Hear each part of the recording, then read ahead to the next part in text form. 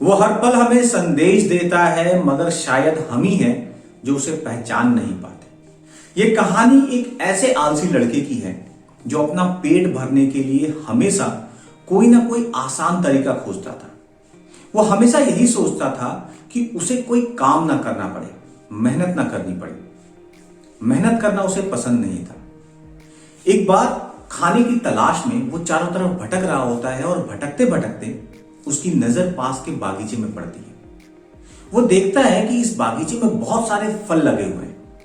वो बागीचे के चारों तरफ देखता है और देखता है कि कोई भी इंसान उस बागीचे की रखवाली करने के लिए उस समय वहां अवेलेबल नहीं है।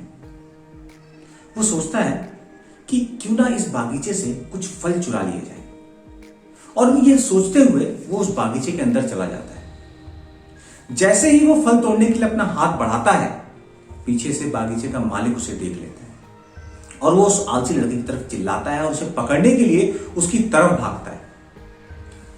यह देख वो आलसी लड़का घबरा जाता है और घबराहट में वो बागीचे से सटे जंगल की तरफ चला जाता है और वहां जाके छिप जाता है।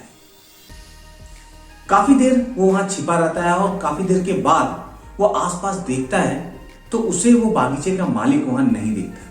तो वो सोचता है कि चलो ठीक है, अब यहां से निकलते हैं, निकल के कहीं और कुछ तलाश करते हैं।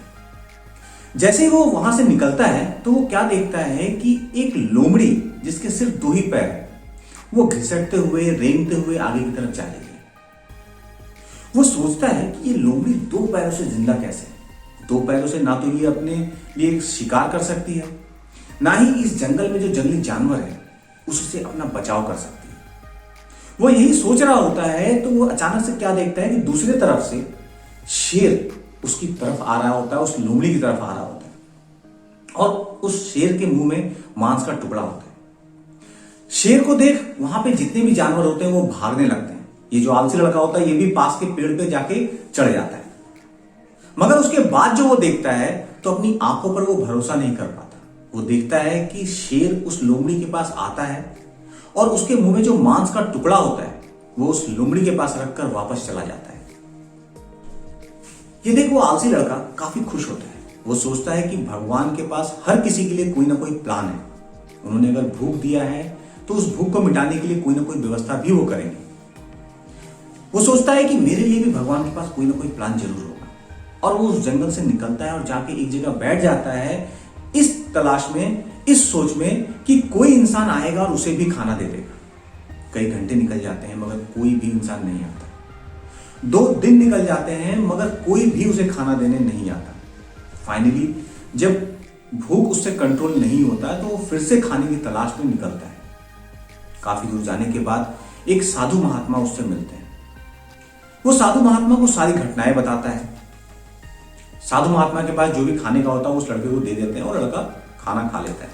खाना खाने के बाद वो साधु महात्मा से बोलता है कि भगवान ने उस लोमड़ी के ऊपर दया दिखाई, उस लोमड़ी के खाने की व्यवस्था कर दी, मगर मैं 2 दिन तक इंतजार करता रहा, मुझे किसी ने खाना नहीं दिया, ऐसा क्यों?